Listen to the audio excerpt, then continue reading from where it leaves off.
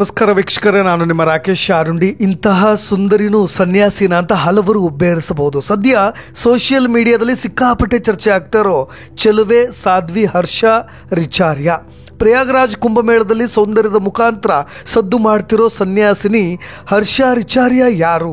ಒಂದು ಕಾಲದಲ್ಲಿ ಮಾಡಲಾಗಿದ್ದಂಥ ಈ ಚೆಲುವೆ ತುಂಡುಡುಗೆಯನ್ನು ತೊಟ್ಟು ಬೀಚ್ಗಳ ಅಲೆ ಮುಂದೆ ಕಂಗೊಳಿಸ್ತಾ ಇದ್ದಂಥ ನಟಿ ಈಗ ಸನ್ಯಾಸತ್ವ ಸ್ವೀಕಾರ ಮಾಡಿದ್ದಾರೆ. ಕುಂಭಮೇಳದಲ್ಲಿ ಹೆಚ್ಚು ಎಲ್ಲರ ಗಮನ ಸೆಳೀತಾ ಇರೋ ಸನ್ಯಾಸಿನಿ ಬಗ್ಗೆ ಎಲ್ಲ ಕಡೆ ಹೆಚ್ಚು ಸುದ್ದಿ ಆಗ್ತಾ ಇದೆ. ನೇರವಾಗಿ ವಿಷಯಕ್ಕೆ ಬರ್ತೀನಿ. ಯಾರು ಈ ಸನ್ಯಾಸಿನಿ? ಸಂಸಾರದ ಜಂಜಾಟಗಳಿಂದ ಮುಕ್ತಿಯನ್ನು ಹೊಂದಿ ಸಂಸಾರವೇ ಬೇಡ ಅಂತ ಹೇಳಿ ನಿರ್ಧಾರ ತೆಗೆದುಕೊಂಡು ವೈರಾಗ್ಯ ಜೀವನವನ್ನು ಆಯ್ಕೆ ಮಾಡಿಕೊಂಡಿದ್ದು ಯಾಕೆ? ಏನು ಅಂತಹ ಪ್ರಮುಖ ಕಾರಣವಾಯಿತು? ಈ ಎಲ್ಲ ವಿಷಯಗಳ ಬಗ್ಗೆ ನೋಡೋಣ. ವೀಕ್ಷಕರೇ, ಮಹಾಕುಂಭಮೇಳ 144 ವರ್ಷಗಳ ನಂತರ ಅದ್ಧೂರಿಯಿಂದ ನಡೀತಾ ಇದೆ. ಕೋಟಿ ಕೋಟಿ ಭಕ್ತರು ಪ್ರಯಾಗ್ರಾಜ್ ನದಿಗಳಲ್ಲಿ ಪುಣ್ಯ ಸ್ನಾನದ ಮುಖಾಂತರ ಮೋಕ್ಷವನ್ನು ಪಡಿತಾ ಇದ್ದಾರೆ. ಇಲ್ಲಿಗೆ ದೇಶ ವಿದೇಶಗಳಿಂದ ಭಕ್ತರು ಹರಿದು ಬರ್ತಾರೆ. ಜೊತೆಗೆ ಹಠ ಯೋಗದ ಸಾಧು ಸಂತರು, ಅಘೋರಿಗಳು ಆಧ್ಯಾತ್ಮಿಕತೆಯ ಸೆಲೆಯ ಮಜ್ಜನದಲ್ಲಿ ಮಿಂದೇಳ್ತಾ ಇದ್ದಾರೆ. ಈ ನಡುವೆ ಮಹಾಕುಂಭಮೇಳದ ಮೊದಲ ದಿನ ಪುಷ್ಯ ಪೂರ್ಣಿಮೆಯಂದು ಒಬ್ಬ ಸಾಧ್ವಿಯೊಬ್ಬಳ ಫೋಟೋಗಳು, ವಿಡಿಯೋಗಳು ಸಾಮಾಜಿಕ ಮಾಧ್ಯಮಗಳಲ್ಲಿ ಸಂಚಲನವನ್ನು ಸೃಷ್ಟಿ ಮಾಡಿವೆ. ಅವರೇ ಈ ಹರ್ಷ ರಿಚಾರ್ಯ. ಮಹಾಕುಂಭಮೇಳದ ಅತ್ಯಂತ ಸುಂದರ ಸಾಧ್ವಿ ಅಂತ ಹೇಳಿ ಎಲ್ಲ ಪತ್ರಿಕೆಗಳು ಬಣ್ಣಿಸ್ತಾ ಇವೆ. ಕೆಲವು ಯುವಕರು ಇಂತಹ ಚೆಲುವೆಗೆ ಇಂತಹ ನಿರ್ಧಾರವನ್ನು ತೆಗೆದುಕೊಳ್ಳೋ ಮನಸ್ಸು ಹೇಗೆ ಬಂತು ಅಂತ ಅಚ್ಚರಿಯಿಂದ ನೋಡ್ತಿದ್ದಾರೆ. ಹರ್ಷ ರಿಚಾರ್ಯ ಮೂಲತಃ ಭೂಪಾಲ್ ನಿವಾಸಿ. ಪ್ರಸ್ತುತವಾಗಿ ಅವರು ಉತ್ತರಾಖಂಡದಲ್ಲಿ ವಾಸ ಮಾಡ್ತಾ ಇದ್ದಾರೆ. ಹರ್ಷ ರಿಚಾರ್ಯ ಅವರು ಸಾಮಾಜಿಕ ಜಾಲತಾಣಗಳಲ್ಲೂ ಕೂಡ ತುಂಬ ಸಕ್ರಿಯರಾಗಿದ್ದಾರೆ. ಹರ್ಷ ರಿಚಾರ್ಯ ಅವರ ಇನ್ಸ್ಟಾಗ್ರಾಮ್ ಖಾತೆಯಲ್ಲಿ ಲಕ್ಷಾಂತರ ಫಾಲೋವರ್ಸ್ಗಳು ಕೂಡ ಇದ್ದಾರೆ. ಅವರು 21 ಜನವರಿ 2019ರಂದು ಟ್ರಾವೆಲರ್ ಹರ್ಷ ಅನ್ನೋ ಒಂದು ಸ್ವಂತ ಯೂಟ್ಯೂಬ್ ಚಾನಲನ್ನು ಓಪನ್ ಮಾಡಿದರು.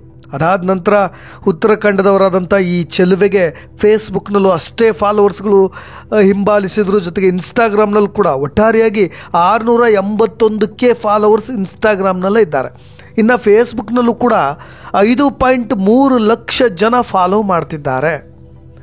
ಹರ್ಷ ರಿಚಾರ್ಯ ಅವರು ತಮ್ಮ ಇನ್ಸ್ಟಾಗ್ರಾಮ್ ಖಾತೆಯಲ್ಲಿ ಬರೆದುಕೊಂಡಿರುವಂತೆ, ಆಚಾರ್ಯ ಮಹಾಮಂಡಲೇಶ್ವರ ಸ್ವಾಮಿ ಕೈಲಾಶನಂದಗಿರಿ ಜಿ ಮಹಾರಾಜ್ ಅವರ ಶಿಷ್ಯ ನಾನು ಅಂತ ಹೇಳ್ಕೊಂಡಿದ್ದಾರೆ. ಅವರು ಈ 2 ವರ್ಷಗಳ ಹಿಂದೆ ಈ ಸಾಧ್ವಿ ಆಗೋ ದೃಢ ನಿರ್ಧಾರಕ್ಕೆ ಬಂದುಬಿಟ್ಟರಂತೆ.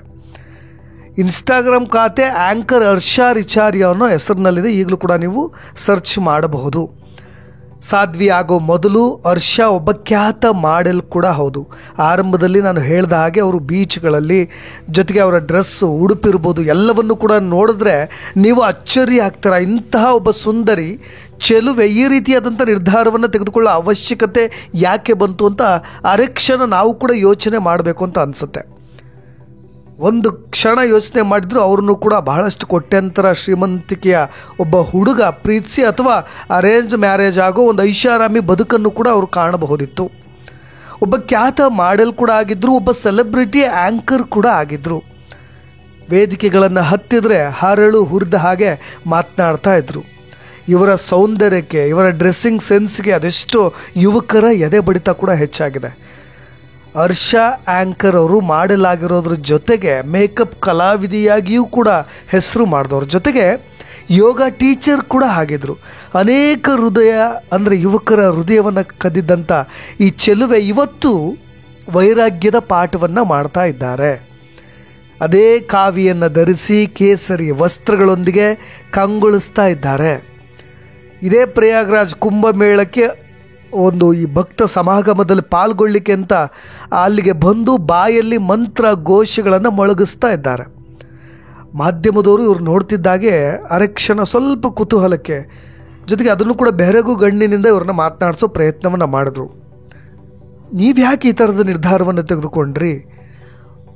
ನಿಮ್ಮಂಥ ಚೆಲುವೆಯೂ ಕೂಡ ನಿಮಗೆ ಆದಂಥ ಒಂದು ಲೈಫ್ ಇತ್ತು. ಇವೆಲ್ಲವನ್ನು ಬಿಟ್ಟು ಯಾಕೆ ಈ ವೈರಾಗ್ಯದ ಕಡೆ ವಾಲದ್ರಿ? ಯಾಕೆ ಈ ಆಧ್ಯಾತ್ಮಿಕತೆ ನಿಮ್ಮನ್ನು ಸೆಳೀಲಿಕ್ಕೆ ಕಾರಣವಾಯಿತು?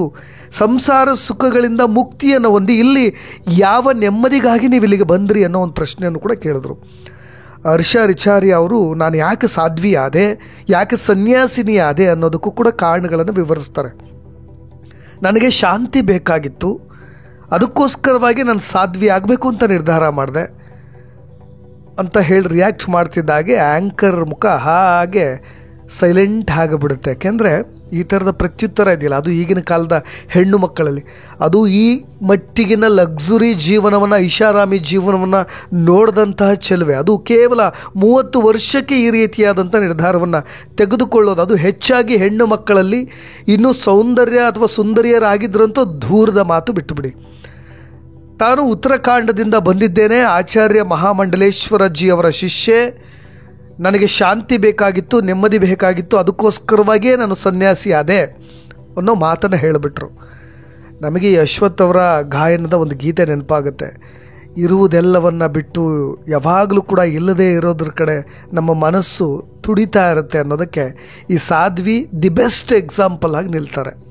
ಈ ವೈರಲ್ ಆಗಿರೋ ವಿಡಿಯೋದಲ್ಲಿ ಖುದ್ದು ಹರ್ಷ ರಿಚಾರಿ ಅವರೇ ನನ್ನ ಬದುಕಿನ ಎಲ್ಲ ಸುಖವನ್ನು ಮೀರಿಬಿಟ್ಟಿದ್ದೀನಿ, ಅನುಭವಿಸ್ಬಿಟ್ಟಿದ್ದೀನಿ ಅನ್ನೋದನ್ನ ಪರೋಕ್ಷವಾಗಿ ಹೇಳ್ತಾ ಇದ್ರು. ದೇಶ ವಿದೇಶಗಳನ್ನೆಲ್ಲ ಸುತ್ತು ಬಿಟ್ಟಿದ್ದಾರೆ ಅವರು. ಹಾಕದ ಉಡುಪುಗಳಿಲ್ಲ, ಜೊತೆಗೆ ಹೋಗದ ಜಾಗಗಳಿಲ್ಲ. ಇವರಿಗೆ ಹೆಸರು ಸಿಕ್ಕಿತ್ತು, ಖ್ಯಾತಿಯೂ ಸಿಕ್ಕಿತ್ತು, ಆದರೆ ಒಂದು ಕಡೆ ಮನಃಶಾಂತಿ ಸಿಕ್ಕಿರಲಿಲ್ಲ. ಹಾಗಾಗಿಯೇ ಈ ನಿರ್ಧಾರವನ್ನು ತೆಗೆದುಕೊಳ್ಬೇಕಾಗಿ ಬಂತು. ಅದಕ್ಕೋಸ್ಕರವಾಗಿ ನಾನು ಆಧ್ಯಾತ್ಮದತ್ತ ಹೊರಳಿದೆ ಅಂತ ಕೂಡ ಹೇಳಿರೋದು. ಜೊತೆಗೆ ಆಚಾರ್ಯ ಮಹಾಮಂಡಲೇಶ್ವರವರ ಸ್ವಾಮೀಜಿ ಬಳಿ, ಅವರ ಅಖಾಡದಲ್ಲೇ ನಾನು ದೀಕ್ಷೆಯನ್ನು ಪಡೆದು ಜೊತೆಗೆ ಅವರ ಶಿಷ್ಯೆಯೂ ಕೂಡ ಆಗಿದ್ದೀನಿ ಅಂತ. ಆಧ್ಯಾತ್ಮದಿಂದ ನನಗೆ ಬದುಕಿನಲ್ಲಿ ನೆಮ್ಮದಿ ಮತ್ತು ಮನಸ್ಸಿಗೆ ಶಾಂತಿ ಸಿಕ್ಕಿದೆ ಅನ್ನೋದನ್ನು ಕೂಡ ಅವರು ಒಪ್ಕೊಂಡಿದ್ದಾರೆ. ಈಗಾಗಲೇ ಹರ್ಷ ರಿಚಾರ್ಯ ಅವರ ಮಾತುಗಳು, ಅವರ ವೇಷಭೂಷಣ, ಜೊತೆಗೆ ಅವರ ಸೌಂದರ್ಯ ಇವೆಲ್ಲವೂ ಕೂಡ ಈಗ ಸೋಷಿಯಲ್ ಮೀಡಿಯಾದಲ್ಲಿ ಚರ್ಚೆಗೆ ಗ್ರಾಸವಾಗಿದೆ. ಒಂದು ಚರ್ಚೆಗೆ ನಾಂದಿಯನ್ನು ಕೂಡ ಹಾಡಿದೆ. ಸೋಷಿಯಲ್ ಮೀಡಿಯಾದಲ್ಲಿ ಸಿಕ್ಕಾಪಟ್ಟೆ ವೈರಲ್ ಆಗ್ತಾ ಇದೆ. ಕೆಲವರು ಸಾಧ್ವಿಯಾದರೆ ಲೌಕಿಕ ಬಂಧನವನ್ನು ತ್ಯಜಿಸಿ ಆಧ್ಯಾತ್ಮಿಕ ಬದುಕಿನ ಮೇಲೆ ತಮ್ಮನ್ನು ತಾವು ಕೇಂದ್ರೀಕರಿಸ್ಕೊಳ್ಬೇಕು, ಅದಕ್ಕೋಸ್ಕರವಾಗಿ ದೇವರ ಆರಾಧನೆ, ಯೋಗ, ಆಧ್ಯಾತ್ಮಿಕತೆ ಮತ್ತು ಈ ಆಧ್ಯಾತ್ಮಿಕಕ್ಕೆ ಸಂಬಂಧಪಟ್ಟ ಹಾಗೆ ಇತರ ಅಭ್ಯಾಸಗಳನ್ನು ತಮಗೆ ತಾವು ಹೇಗೆ ಅರ್ಪಿಸಿಕೊಳ್ಬೇಕು ಅನ್ನೋದನ್ನು ಸ್ಪಷ್ಟವಾಗಿ ಈ ಒಬ್ಬ ಚೆಲುವೆ ಆದಂಥ, ಈ ಸಾಧ್ವಿ ಆದಂಥ, ಸನ್ಯಾಸಿನಿ ಆದಂಥ ಹರ್ಷ ರಿಚಾರಿ ಅವರು ತೋರಿಸ್ಕೊಂಡಿದ್ದಾರೆ. ಕಳೆದ ವರ್ಷವಷ್ಟೇ ಅವ್ರಿಗೆ 1-2 ವರ್ಷಗಳ ಹಿಂದೆ ಅವರು ನಿರೂಪಣೆಯನ್ನು ಮಾಡಿದರು ವೇದಿಕೆಗಳ ಮೇಲೆ. ಜೊತೆಗೆ ಕುದುರೆ ಸವಾರಿಯನ್ನು ಕೂಡ ಮಾಡಿದರು. ಕಡಲ ಕಿನಾರೆಯಲ್ಲಿ ಹೊರಳಾಡಿದ್ರು. ದುಬೈ ಪ್ರವಾಸದಿಂದ ಹಿಡಿದು ಬ್ಯಾಂಕಾಕ್ ಕಿನಾರೆಯಲ್ಲೂ ಕೂಡ ಅವರು ಸುತ್ತಾಡಿಬಿಟ್ಟಿದ್ದಾರೆ.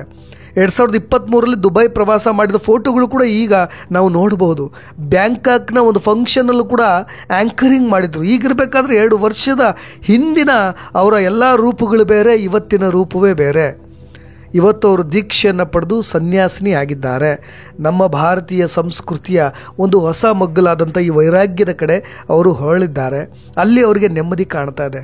ಅದಕ್ಕೋಸ್ಕರವಾಗಿಯೇ ಮನಸ್ಸಿಗೆ ಶಾಂತಿ ಅಂತ ಬೇಕು ಅಂತ ಹೇಳಿದ್ರೆ ಅದು ದುಡ್ಡಿಂದ ಕೇವಲ ಬರೋದಿಲ್ಲ, ಈ ಐಷಾರಾಮಿ ಜೀವನದಿಂದ ಬರೋದಿಲ್ಲ ಅನ್ನೋದಕ್ಕೆ ಇವರೇ ಒಬ್ಬ ದಿ ಬೆಸ್ಟ್ ಎಕ್ಸಾಂಪಲ್ ಆಗಿ ನಿಲ್ತಾರೆ ಅಂತ ಹೇಳ್ತಾ ನಿಮ್ಮ ಅಭಿಪ್ರಾಯ ಕೂಡ ಇಂಪಾರ್ಟೆಂಟ್ ಆಗುತ್ತೆ ತಿಳಿಸಿ. ಇನ್ನಷ್ಟು ಸುದ್ದಿಗಳೊಂದಿಗೆ ಮತ್ತೆ ಬರ್ತೀನಿ. ಧನ್ಯವಾದ.